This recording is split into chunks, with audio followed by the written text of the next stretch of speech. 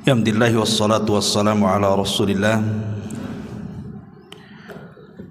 wa ala alihi wa sahbihi wa mawalah wa la hawla wa la quwwata illa billahi wa ba'du. Alhamdulillah, segala puja dan puji hanya milik Allah subhanahu wa ta'ala. Salawat dan juga salam kita hadiahkan kepada Rasul kita Nabi besar Muhammad sallallahu alaihi wasallam. Malam ini insyaallah kita akan membahas tema nasihat 12 perkara tidak boleh dilakukan dalam berdoa. Ma'asyiral muslimin yang dimuliakan Allah subhanahu wa ta'ala, kita tahu bahwa doa adalah ibadah, dan doa memiliki keistimewaan khusus di hadapan Allah subhanahu wa ta'ala. Karena Nabi sallallahu alaihi wasallam mengatakan dalam sebuah hadis, laisa syai'un aqram 'ala Allahi minad du'a. Tidak ada sesuatu yang sangat mulia di sisi Allah Subhanahu wa taala melebihi sebuah doa. Karena hampir semua ibadah terkandung padanya doa. Sebutkan ibadah apa saja, pasti di dalamnya ada doa. Lah doa sendiri, kalau kita mengupas secara dalam, banyak faedah dan manfaat yang kita akan dapati. Di antaranya, sababun lidaf'i ghadabillahi azza wa jalla, menjadi sebab pencegat murkanya Allah subhanahu wa ta'ala. Karena Rasul mengatakan, man lam yas'alillaha yaghdab alaihi, siapa yang tidak minta kepada Allah, maka Allah akan murka kepadanya. Bahkan doa juga sababun lidaf'il bala qabla wuku'ihi wa ba'da wuku'ihi. Doa ini menyebabkan seseorang tercegah dari bala, bencana, sebelum terjadinya, bahkan setelah terjadinya. Dan itu disebutkan dalam sebuah hadis, Nabi sallallahu alaihi wasallam mengatakan, la yaruddul qadar illa du'a. Tidak ada yang bisa mencegah takdir kecuali doa. Artinya, kalau Allah subhanahu wa ta'ala takdirkan kemudian kita ini akan mendapatkan musibah, tetapi dengan adanya doa kita, terkadang musibah itu tidak jadi turun. Itu maknanya sababun lidaf'il bala qabla wuku'i, sebab di mana doa itu bisa mencegah adanya balas sebelum terjadinya, bahkan setelah terjadinya juga bisa diangkat. Kata Nabi sallallahu alaihi wasallam, inna du'a yanfa' mimma nazal wa mimma lam yanzil. Doa itu sangat bermanfaat, baik kepada bala yang sudah turun ataupun yang belum turun. Bahkan doa sendiri menjadikan kita dekat dengan Allah subhanahu wa ta'ala, dan itu berdasarkan hadis Nabi sallallahu alaihi wasallam, ana inda dhanni abdi bi wa ana ma'hu idza da'ani. Saya berprasangka saya, atau prasangka saya, kata Allah, bersama hambaku, dan aku akan bersama dia selama dia berdoa kepadaku. Dan banyak sekali manfaat dan faedah doa ini. Yang ingin saya jelaskan malam ini adalah 12 perkara, termasuk al-i'tida fi du'a. Termasuk seseorang itu melakukan hal-hal yang justru dengan doanya bukan hanya ditolak, tetapi boleh jadi mungkin mendapatkan dosa. Apa saja 12 perkara ini? Pertama, berdoa dengan menggunakan lafaz-lafaz syirik ataupun bid'ah. Di dalam surah Jin ayat 18 Allah mengatakan wa annal masajida lillahi fala tad'u ma'allahi ahada. Dan masjid-masjid itu milik Allah, janganlah kalian berdoa bersama Allah siapapun. Karena kalau kita berdoa kemudian memasukkan selain daripada Allah dalam doa itu, selain doanya ditolak, ini kesyirikan, dosa besar. Seperti umpamanya menyebut wali-wali tertentu dan meminta kepada wali-wali tertentu, atau datang kepada orang-orang yang dianggap soleh yang sudah meninggal, kemudian kita datang ke kuburan mereka kemudian meminta-minta kepada mereka. Maka ini doa selain daripada ditolak bisa menjerumuskan kepada syirkul akbar, syirik besar. Kalau diyakini bahwa pengabulan doa itu datang dari orang yang dalam kuburan itu. Ini yang pertama. Yang kedua, berdoa tetapi dalam isi doa itu mengandung hal-hal yang diharamkan Allah atau perbuatan dosa. Seperti umpamanya seseorang masang togel judi gitu ya, sudah pasang, malamnya berdoa pula dia, ya Allah semoga jebol nih nomor ini ya. Atau dia mengatakan ya Allah berikan rizki, mudah-mudahan setelah saya pasang ini besok keluar. Enggak mungkin doa yang seperti ini. Ini hal-hal yang diharamkan Allah Azza wa Jalla. Judi itu haram. Atau seseorang hendak mencuri, dia berdoa ya Allah mudah-mudahan luluskanlah malam ini, sudah tak ada yang dimakan ini.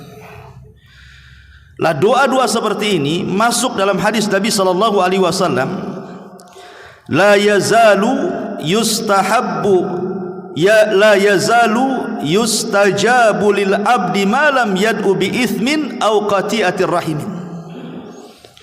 Senantiasa akan dikabulkan permintaan seorang hamba selama dia tidak berdoa dalam perkara-perkara dosa ataupun perkara-perkara yang di dalamnya ada yang memutus silaturahim.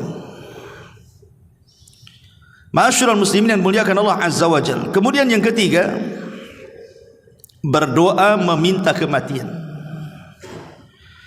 Karena ada orang-orang yang mungkin sudah lelah hidup. Menurut dia lelah hidup karena faktor ekonomi, ataupun mungkin lebih daripada itu faktor kesehatan, sudah sakit lama sekali. Kemudian dia berdoa kepada Allah, lebih baik mati daripada hidup. Maka Nabi SAW melarang, tidak boleh berdoa meminta kematian.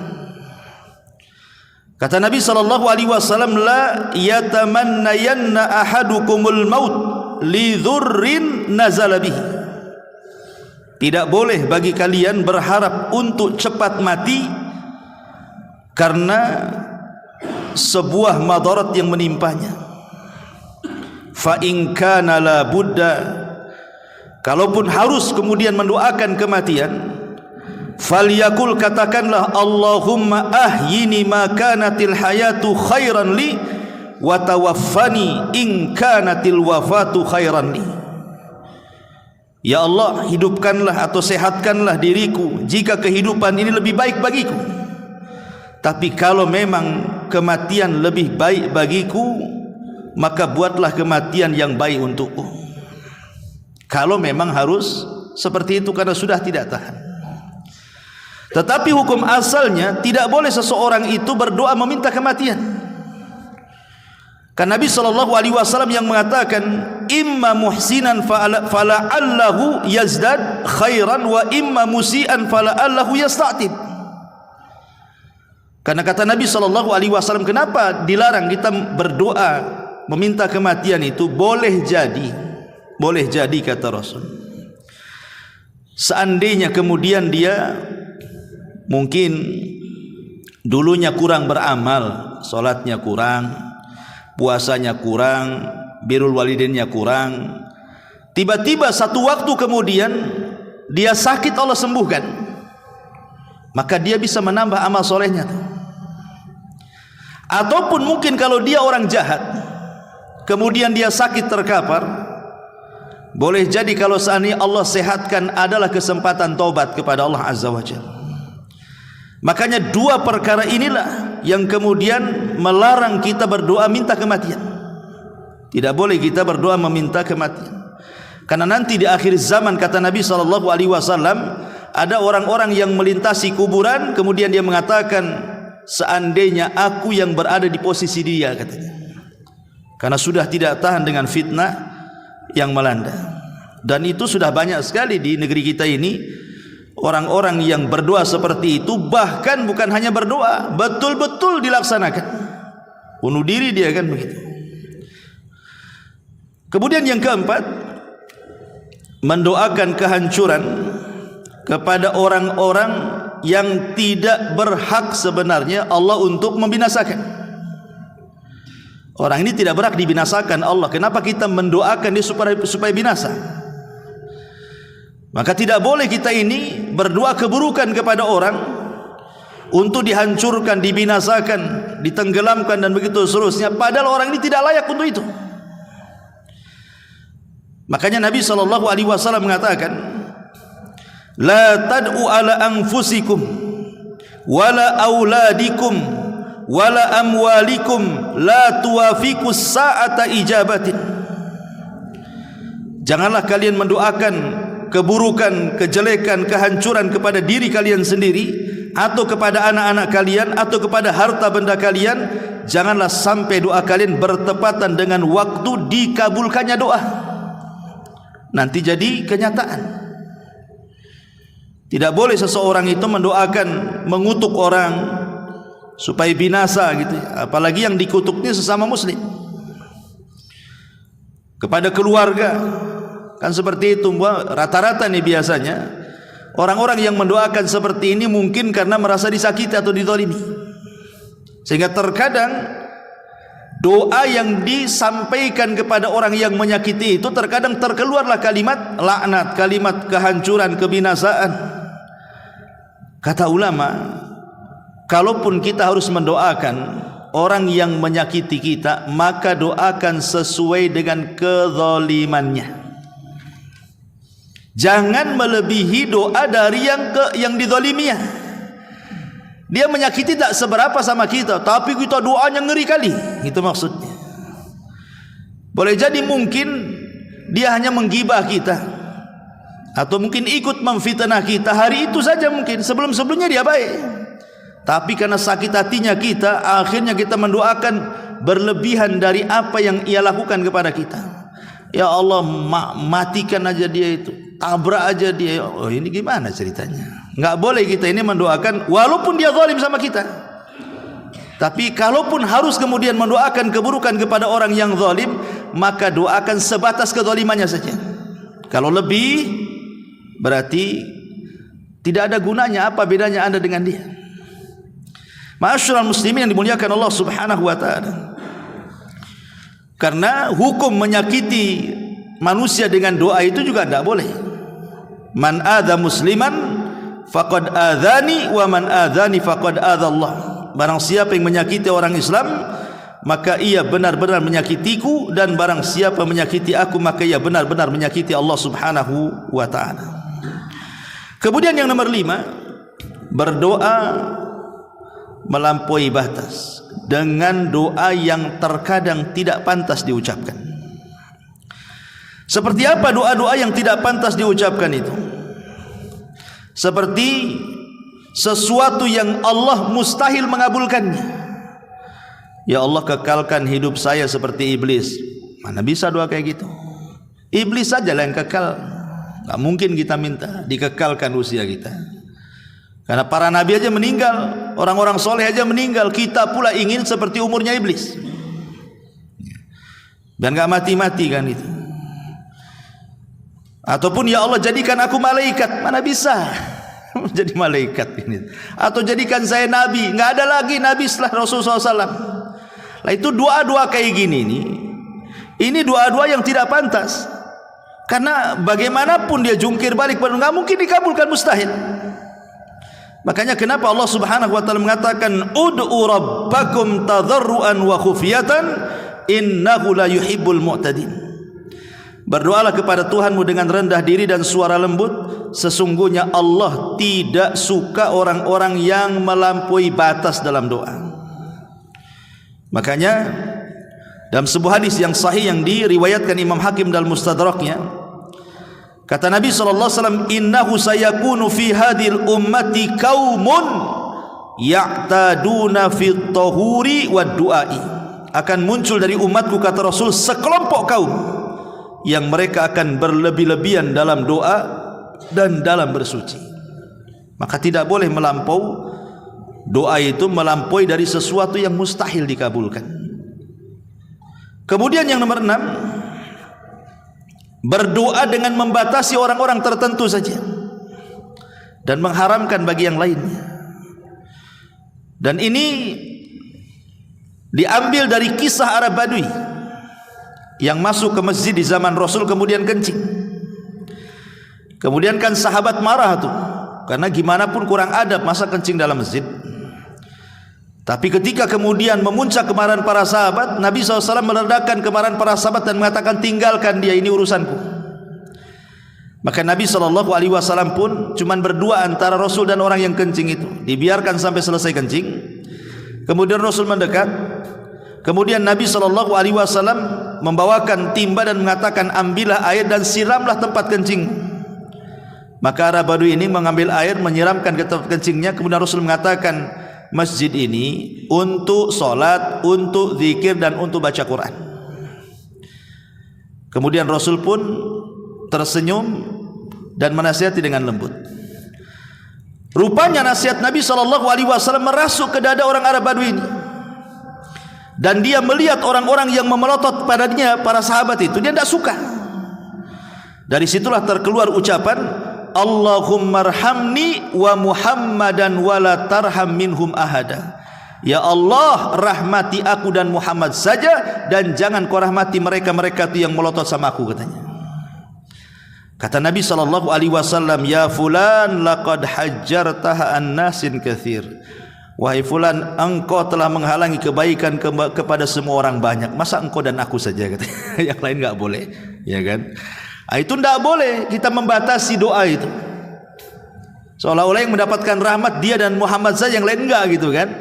Lah ini namanya berdoa membatasi dengan orang-orang tertentu dari kebaikan, tidak boleh, ya.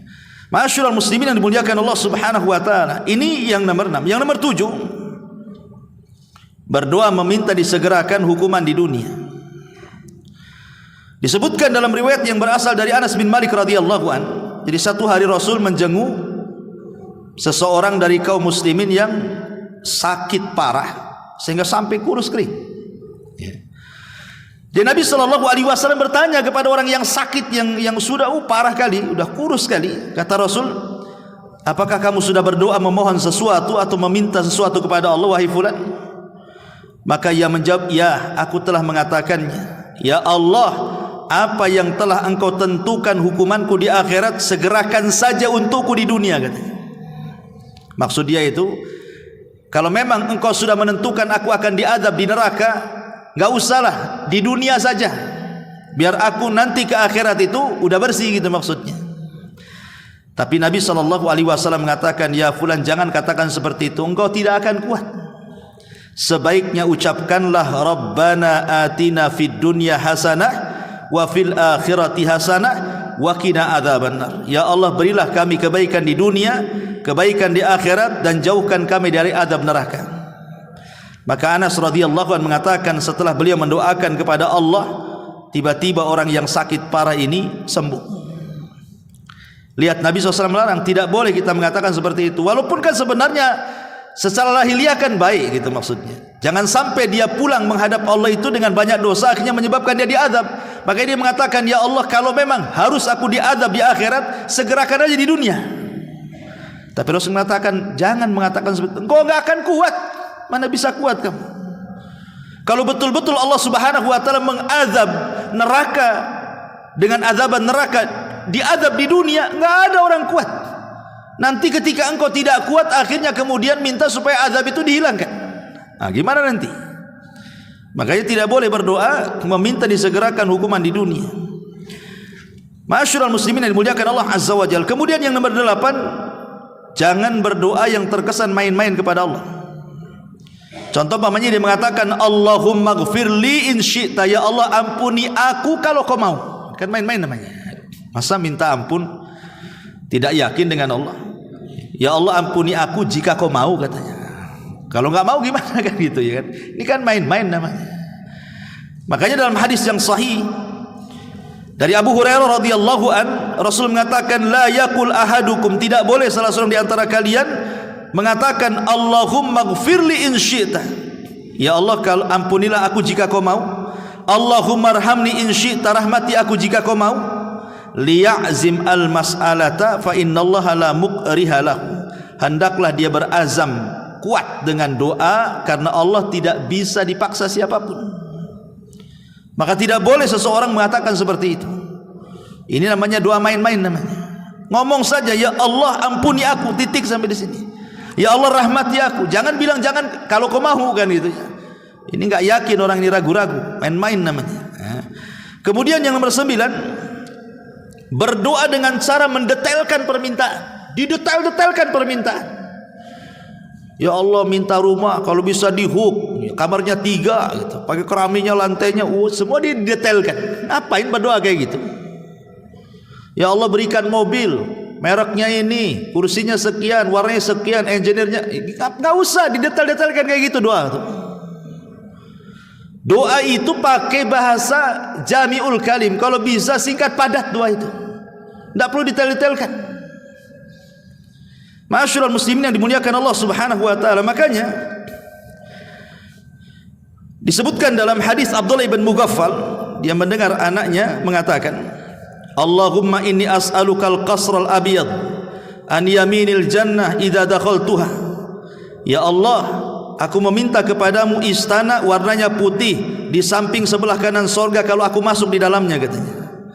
Faqal, maka dia mengatakan, ai bunayya salillah al jannah wa ta'udzu billahi minan nar. Enggak perlu kau ngomong begitu, cukup minta surga, jauhkan neraka gitu. Enggak usah disebut-sebut warnanya di samping sini, samping sana kan gitu ya. Cukup minta masuk surga itu sudah cukup. Minta dijauhi dari neraka. Enggak perlu doa itu detail-detail sekali. Karena kalau kita lihat doa-doa yang diajarkan Rasul kepada kita itu semuanya singkat padat, syarat makna. Karena Nabi itu dilebihkan dari seluruh para Nabi, mampu mengucapkan sesuatu yang sifatnya itu jawami'ul kalim, singkat tetapi padat syarat makna. Itu ucapan Nabi. Karena kalau kita mendetail-detailkan sedetail doa itu tidak namanya, melampaui dalam berdoa. Kemudian yang nomor 10, berdoa diselingi dengan musik. Kita sering mendengar, biasanya di acara-acara biasanya kan, nanti satu orang pegang kertas isinya doa, nanti ada lirik musiknya pula dari belakang. Jadi nangis itu bukan isi doa yang didengar, karena lantunan musiknya itu yang buat dia nangis. Jadi Anda menangis itu karena dengar musik atau karena isi doanya, atau dua-duanya? Ma'asyiral muslimin yang dimuliakan Allah Subhanahu wa taala, asal doa itu adalah tadarrur. Kita merendahkan diri kepada Allah. Kita menjadi hamba Allah Subhanahu wa taala. Itu asal doa, merendahkan diri kepada Allah. Kalau sudah diiringi musik itu hilang semuanya itu. Karena kalaupun dia terasa syahdu, terasa khusyuk, terasa nangis, itu bukan semata-mata karena isi doanya tuh. Bahkan terkadang enggak menghayati isi doanya, yang dihayati itu musik-musiknya itulah makanya. Maka sebaiknya doa jangan diselingi musik. Ma'asyiral muslimin yang dimuliakan Allah Subhanahu wa taala. Kemudian juga yang nomor 11, jangan berdoa dengan suara kencang. Dikeluarkan oleh Imam Ibnu Jarir Tabari dalam tafsirnya, Jadi ada seorang laki-laki datang kepada Nabi SAW dan berkata, ya Rasulullah, aqaribun rabbuna fanunajihi am ba'idun fanunadihi. Rasul, Rabb kami ini dekat ataukah jauh? Kalau dekat ya kita bisik-bisik, kalau jauh kita teriak-teriak, katanya. Ini Arab Badui ini. Dia nanya, Rasul, Allah itu dekat atau jauh sih? Kalau memang dia dekat kita bisik-bisik, katanya. Kalau dia jauh kita teriak-teriak aja, katanya. Maka Nabi SAW terdiam sampai turun ayat. Allah mengatakan, wa idza sa'alaka ibadi anni fa inni qarib ujibu da'watad da'i idza da'an falyastajibu li wal yu'minu bila allahum yarshudun. Apabila hamba-hambaku bertanya kepada wahai Muhammad soal aku, kata Allah, aku dekat, aku ini dekat, aku mengabulkan setiap doa orang yang berdoa. Artinya bahwa tidak perlu berdoa itu teriak-teriak, tidak perlu doa itu kemudian kencang-kencang, tidak. Doa itu khufiyah. Khufiyah itu ya lirih suaranya. Cukuplah kita tahu, kita yang tahu dengan Allah Azza wa Jalla. Tak perlu berteriak-teriak, karena ini bagian daripada i'tidah, melampaui batas dalam berdoa justru tidak akan dikabulkan, bahkan justru bisa saja kemudian menyelisihi nas yang diajarkan kepada kita, wa idza sa'alaka ibadi anni fa inni qarib. Dan yang terakhir, ma'asyiral muslimin yang dimuliakan Allah Azza wa Jalla, berdoa dengan sesuatu yang mustahil. Tadi sudah disebutkan di awalnya. Tetapi yang mustahil ini untuk menyakiti orang. Dan mengatakan pamannya, dia mengatakan, ya fulan, orang itu sudah menyakiti aku, nanti kalau masuk neraka kekalkan saja. Tidak bisa kita ini menjustice seperti itu, orang masuk neraka kekal di dalamnya. Bisa saja yang mendoakan seperti itu dia pula yang masuk neraka, yang didoakan pula masuk surga. Dan ini terjadi di zaman Bani Israel. Ketika ada ahli maksiat bermaksiat, kemudian yang ahli ibadah ngamuk-ngamuk dan mengatakan, kalau engkau tidak bertobat, Allah tidak akan mengampuni dosamu dan pasti kau akan masuk neraka dan tidak akan keluar dari neraka, katanya. Kayak dia aja yang punya neraka. Akhirnya Allah wafatkan keduanya, yang orang baik pula dimasukkan ke neraka, yang orang jahat yang didoakan pula dia masuk surga. Jadi terbalik jadinya, kan? Kenapa? Karena dia merasa suci dirinya, orang lain merasa rendah. Nah, ini bahaya kalau kita merasa kita ini paling suci, tidak ada dosa, orang lain seolah-olah dosanya banyak gitu, sehingga dia merasa dia yang penghuni surga, dia penghuni neraka. Tidak bisa. Orang selama masih hidup ada kesempatan tobat, maka jangan mendoakan seperti itu, karena selama orang hidup itu masih ada kesempatan tobatnya. Dan hidayah itu milik Allah. Bisa saja Allah Subhanahu wa ta'ala menerima tobatnya. Inilah 12 perkara tidak boleh ada dalam doa. Ma'asyiral muslimin yang dimuliakan Allah Azza wa Jalla. Kemudian pembahasan yang kedua, agar doa terkabul, sertakan bacaan ini. Ada bacaan-bacaan atau zikir-zikir itu yang kalau kita selipkan dalam doa, ini luar biasa nih pengabulannya, lebih cepat lagi pengabulannya.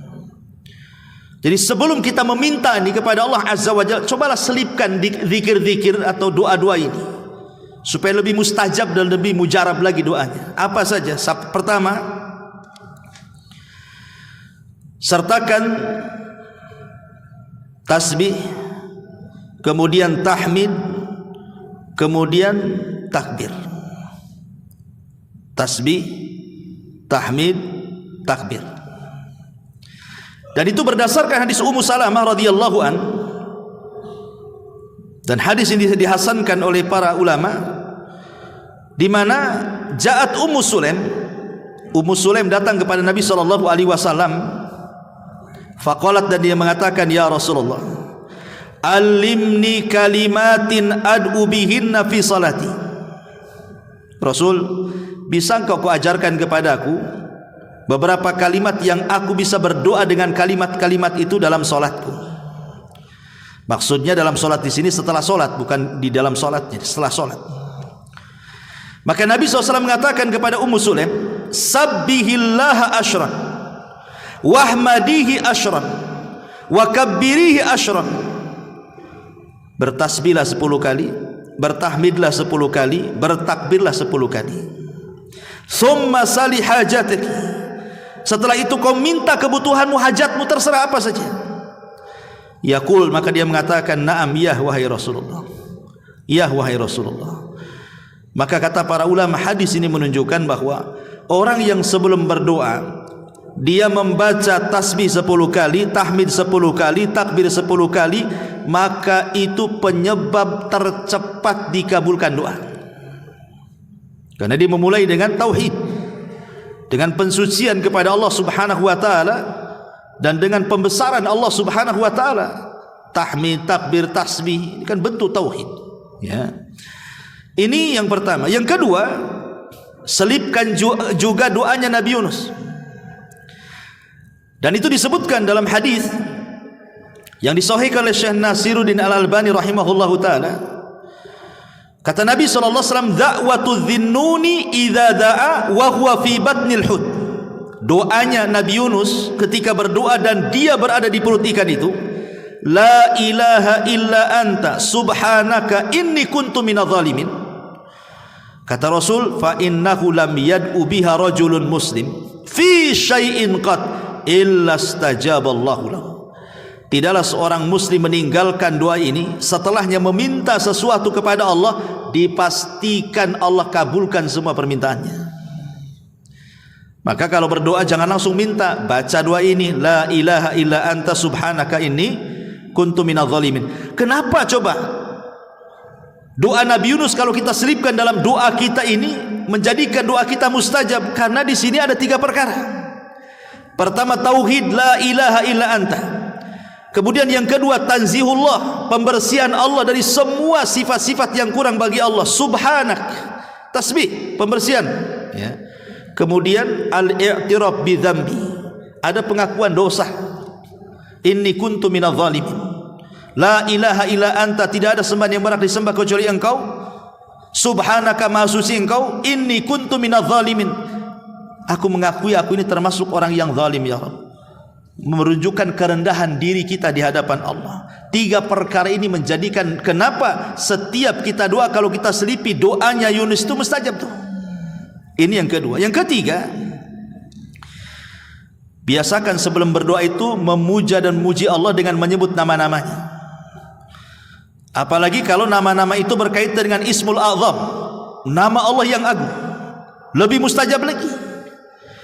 Dan itu disebutkan dalam hadis Anas ibn Malik radhiyallahu an dari Nabi sallallahu alaihi wasallam. Kata Anas, kuntu ma'a Rasulillah sallallahu alaihi wasallam jalisan. Aku waktu duduk bersama Rasulullah, kata Anas, tiba-tiba mendengar rajulun qaimun yusalli, ada orang laki-laki yang sedang salat di masjid itu.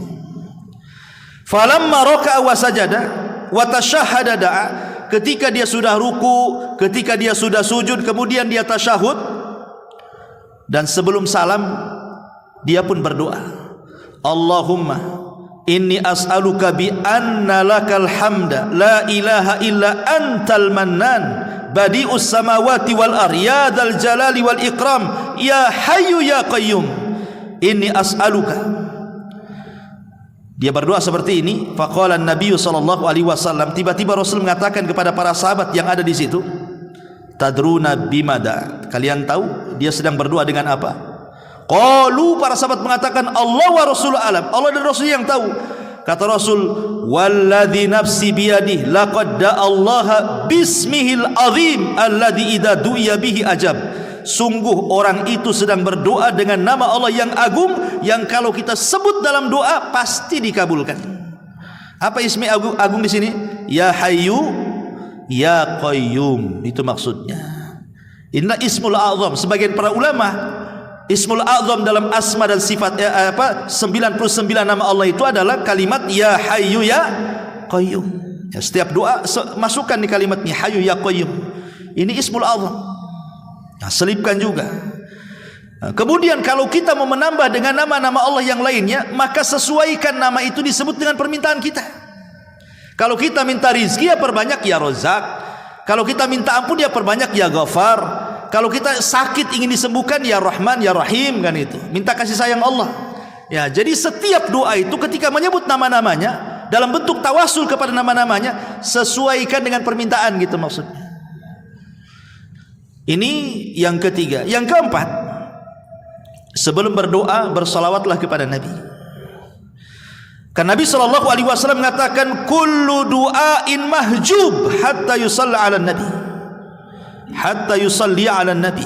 Setiap doa terhalang antara dia dengan Allah sampai dia bersolawat. Jadi walaupun kita berdoa kepada Allah panjang lebar sampai menangis-nangis, kalau tidak bersolawat mahjub kata Rasul, terhalang antara dia dengan Allah. Makanya salat itu penting. Tentu salawat-salawat yang syar'i, dan seafdol-afdolnya salawat kata Ibnul Qayyim adalah salawat Ibrahimiyah. Salawat yang paling afdol itu adalah salawat Ibrahimiyah. Apa salat Ibrahimiyah? Salat yang antum baca dalam tasyahud itu. Itulah salat Ibrahimiyah. Allahumma shalli ala Muhammad wa ala ali Muhammad kama shallaita ala Ibrahim wa ala ali Ibrahim innaka Hamidum Majid. Allahumma barik ala Muhammad wa ala ali Muhammad kama barakta ala Ibrahim wa ala ali Ibrahim innaka Hamidum Majid. Inilah salawat yang paling afdol. Nah, kalau antum mau baca doa, salat ini bukan hanya dibaca ketika salat saja. Ya, bisa dibaca di luar salat, karena ini salawat yang paling afdol ini. Nah, selipkan juga salawat. Ya kalau ini terlalu panjang ya salat biasalah. Allahumma sholli ala Muhammad kan gitu ya. Ini yang nomor 4. Yang nomor 5, beristighfar. Beristighfar sebelum doa itu astagfirullah, astagfirullah, astagfirullah. Minta dulu. Minta ampun akan dosa-dosanya. Makanya Imam Ibnul Qayyim rahimahullahu taala mengatakan dalam kitabnya Al-Jawabil Kafi. Al-Jawabil Kafi dia mengatakan, maka idza jama'a ma'ad du'a hudurul qalbi. Kalau seseorang itu mengumpulkan doa dengan ditampakkannya hati, dihadirkannya hati gitu. Kemudian di ujung kata-kata beliau, "Tsumma qadima baina yaday hajatihi at-taubatu wal istighfar." Kemudian sebelum dia meminta hajatnya kepada Allah, dia dahulukan tobat dan istighfar, astagfirullah, astagfirullah. Kata Imam Ibnul Qayyim, "Fa inna hadzal du'a la yakad yuraddu abada." Maka doa ini hampir-hampir tidak ditolak Allah sama sekali. Makanya kalau kita lihat para nabi dan rasul, mereka mewasiatkan kepada anak-anak mereka dan umatnya itu justru memperbanyak istighfar. Contoh Nabi Ayub alaihi salam, Nabi Yakub alaihi salam. Nabi Yakub alaihi salatu wasalam itu kalau sepertiga malam akhir, maka dia bangunkan anak-anaknya itu. Kemudian mengatakan, beristighfarlah kalian. Fa inni astaghfiru lakum rabbi. Saya akan beristighfar untuk kalian kepada Rabbku. Maka kemudian mulailah Nabi Yakub berdoa, kemudian diaminkan anak-anaknya, dan itu setiap sepertiga malam akhir. Ataupun Nuh alaihi salatu wassalam mengatakan dalam Al-Quran dalam surah Nuh ayat 10-12 itu, faqultu astaghfiru rabbakum innahu kana ghafara.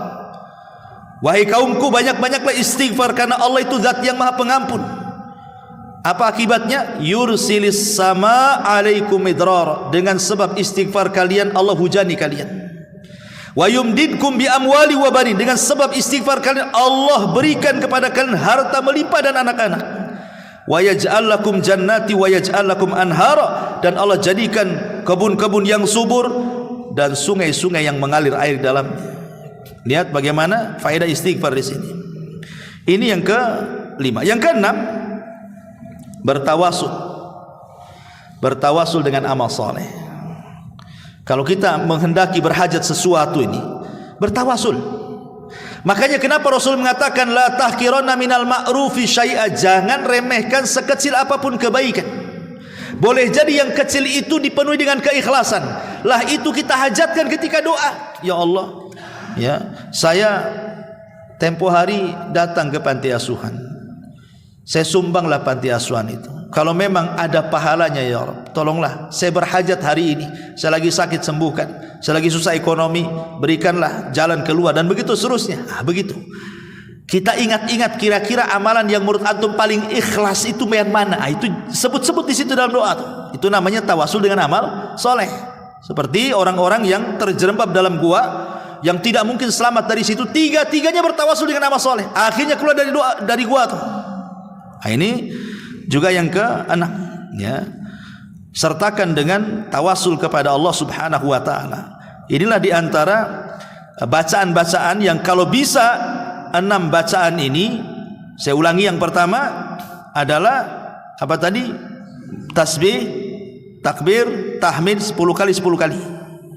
Kemudian yang kedua, berdoalah dengan doa Nabi Yunus. Kemudian yang ketiga, Asmaul Husna, kalau bisa ya Hayyu ya Qayyum Ismul Azam gitu. Kemudian yang keempat, bersolawat.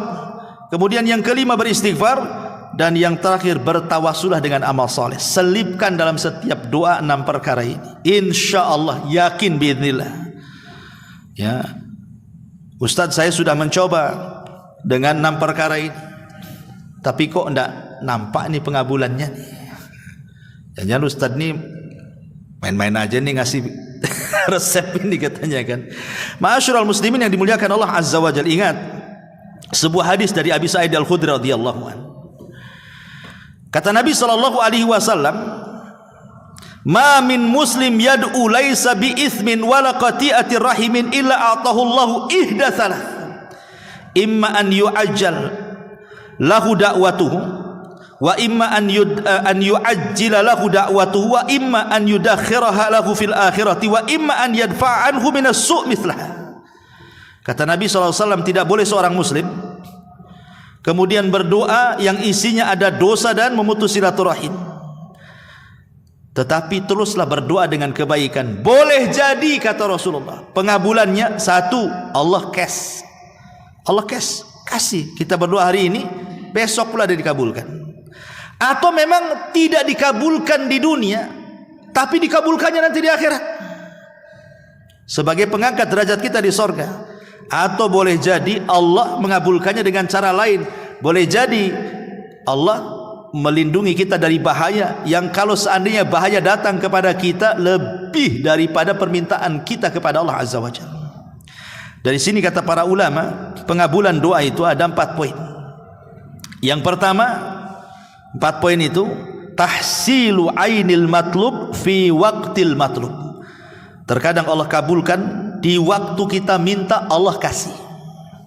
Di waktu kita minta, Allah kasih. Ini yang pertama. Yang kedua, wujuduhu fi waqtin akhar li hikmatin iqtadat ta'khirahu. Atau memang sengaja diulur-ulur, mintanya sekarang, tahun depan pula baru dijabah. Mintanya sekarang, bulan depan pula baru dijabah. Kenapa demikian? Boleh jadi ada hikmah yang kita tidak tahu. Allah tahu. Ya, kenapa kemudian diulur-ulur tuh? Kenapa? Boleh jadi dengan musibah itu akhirnya dosa-dosa kita hilang, kemudian derajat kita naik gitu, dan begitu seterusnya. Baru Allah kabulkan setelah lama gitu ya. Atau mungkin yang ketiga, daf'us syarri badalihi au i'ta khairun akhar khairun min matlubi. Ataupun mencegah keburukan sebagai bentuk daripada pengganti permintaannya. Jadi dia minta lain, dikabulkannya yang lain.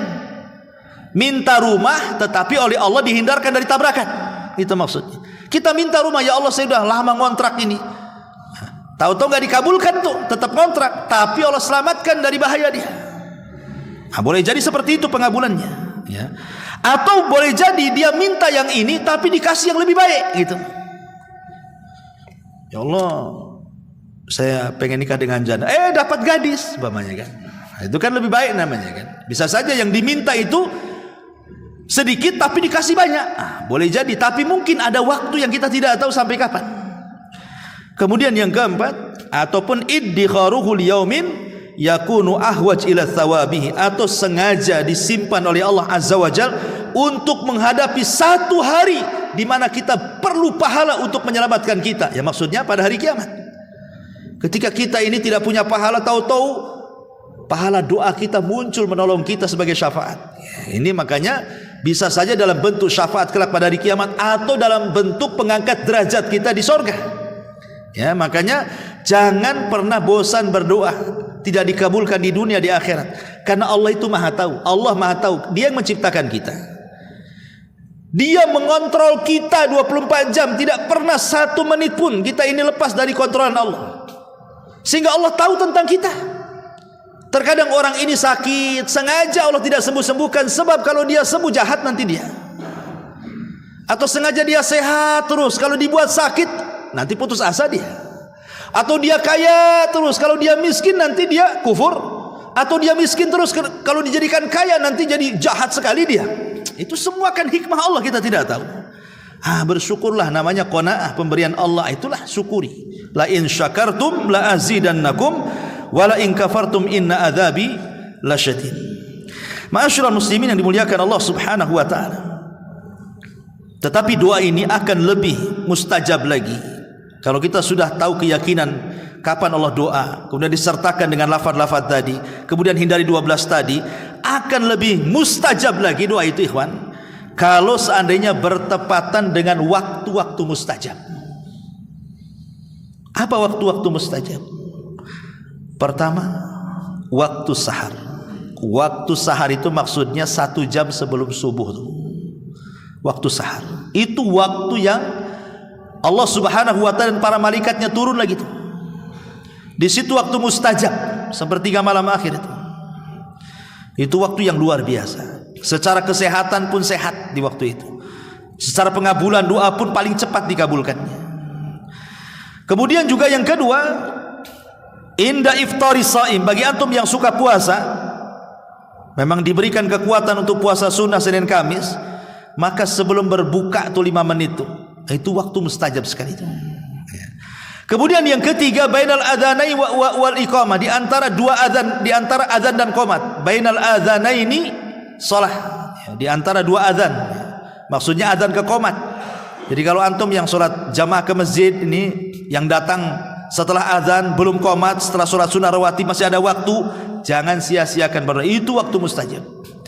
Kemudian yang keempat, inda jalsatil khatib bainal khutbataini, ketika khatib ini kan 2 khutbah tuh Jumat tuh. Di tengah-tengah 2 khutbah itu ada duduk istirahat. Disitulah mustajab doa. Ya.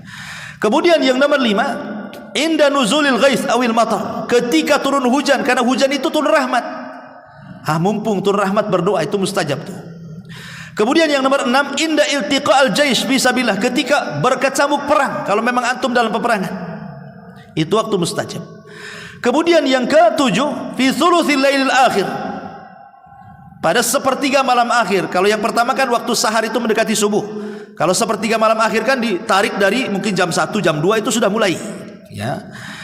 Kemudian yang nomor 8, fis sujud, ketika sujud. Makanya Rasul mengatakan sungguh-sungguhlah kalian berdoa dalam sujud. Kenapa? Karena sujud itu waktu yang mantap ketika doa. Kenapa?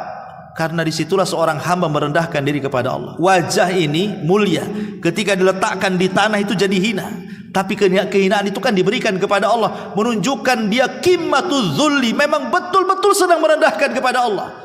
Maka orang yang merendahkan kepada Allah kemudian berdoa, tak mungkin Allah tidak mengijabah, ya. Kemudian yang nomor 9, fi adbaris shalawatil mafruḍah, pada setiap selesai sholat wajib. Tetapi saya arahkan jangan dulu berdoa meminta, selesaikan zikir dulu. Selesaikan zikir dulu, baru kalau zikir-zikir yang diajarkan Rasul sudah dibaca, ada waktu dan antum tidak tergesa-gesa, boleh berdoa setelah zikir tadi, ya. Kemudian yang nomor 10, fi sholati umuman, secara umum dalam kondisi sholat itu mustajab. Kan dalam kondisi sholat itu kan ada waktu-waktu doa yang kita boleh berdoa dengan apa saja. Seperti sujud, ketika sujud setelah kita membaca subhan rabbil a'la, ada waktu kita berdoa. Ataupun dalam tasawuf akhir setelah kita membaca tahiyat, tasyahadat, sholawat, kemudian perlindungan dari 4 perkara, di situ sebelum salam ada doa yang kata Rasul terserah mau doa apa saja, itu mustajab, ya. Kemudian yang nomor 11, fi auqatil idtirar, dalam kondisi susah, dalam kondisi kita kesusahan ekonomi, harusnya lebih mendekat diri kepada Allah, karena waktu anda itu mustajab itu. Amma yujibul mudtarra idada, siapa lagi orang-orang yang akan mengabulkan doa orang-orang yang sulit? Karena orang-orang susah itu tidak ada yang bersandar kepada siapapun kecuali kepada Allah. Mau bersandar sama siapa orang susah itu, ya. Kemudian yang nomor 12, fis safari, ketika safar, itu mustajab doanya.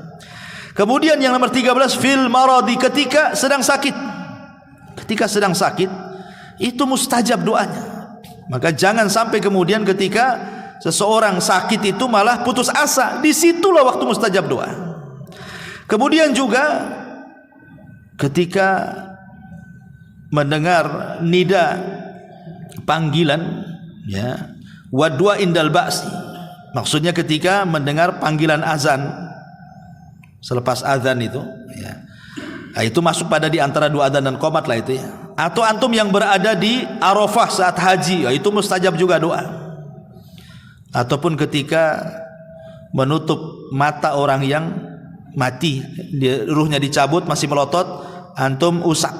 Nah, disitulah kan ada malaikat masalahnya. Berdoa kepada Allah Azza wa Jalla. Ya. Termasuk juga di malam Lailatul Qadar dan juga di hari Jumat setelah asar sampai maghrib. Nah, itu waktu-waktu yang sangat mustajab. Ya. Ma'asyiral muslimin yang dimuliakan Allah Azza wa Jalla. Tapi kata para ulama, dari semua adab-adab doa itu, di sana ada namanya syurut doa. Ini yang lebih antum harus perhatikan lagi. Kalau sudah syarat ini yang paling inti dalam doa. Namanya syurutud doa. Jangan pernah ditinggalkan. Yang pertama ikhlas. Berdoalah dengan ikhlas kepada Allah Azza wa Jalla. Yang kedua, berdoalah dengan kebaikan. Jangan berdoa isinya keburukan. Kemudian yang ketiga, di antara syaratnya kata para ulama, jangan tergesa-gesa. Tergesa-gesa itu maksudnya istijal itu apa? Aku sudah berdoa kok nggak dikabul-kabulkan ya. Nah, kalimat seperti ini jangan terkeluar. Karena banyak orang yang kemudian merasa bosan berdoa karena tidak dikabul-kabulkan, akhirnya nggak mau berdoa lagi. Saya sudah berdoa berkali-kali kok nggak dikabul-kabulkan. Justru kalimat itu tidak menjadikan doa tidak dikabulkan. Itu istijal namanya. Kemudian yang keempat, hudurul qalbi. Hadirkan hati. Anda ini sedang berhadapan dengan siapa? Dengan Allah Subhanahu wa taala, berarti perlu khusyuk di situ. Cari tempat yang bagus, yang bersih, ya gitu. Minta kepada Allah, ya. Kemudian yang nomor 5, itobatul ma'kan wal mashrab wal malbas. Usahakan jauh dari hal-hal yang diharamkan, baik makanan, minuman ataupun pakaian. Kemudian yang terakhir, bersalawat kepada Nabi SAW. Ini disebut syurutud doa namanya, syarat doa. Ya, yang 6 ini. Tentu dengan yang lain-lain tadi yang sudah saya jelaskan, maka doa itu akan lebih mantap lagi. Wallahu a'lam bishawab. Ini di antara faedah doa di malam ini. Mudah-mudahan ada manfaatnya. Subhanallah bihamdika, asyhadu an la ilaha illa anta astaghfiruka wa atubu ilaik. Allahu ta'ala. Assalamualaikum warahmatullahi wabarakatuh.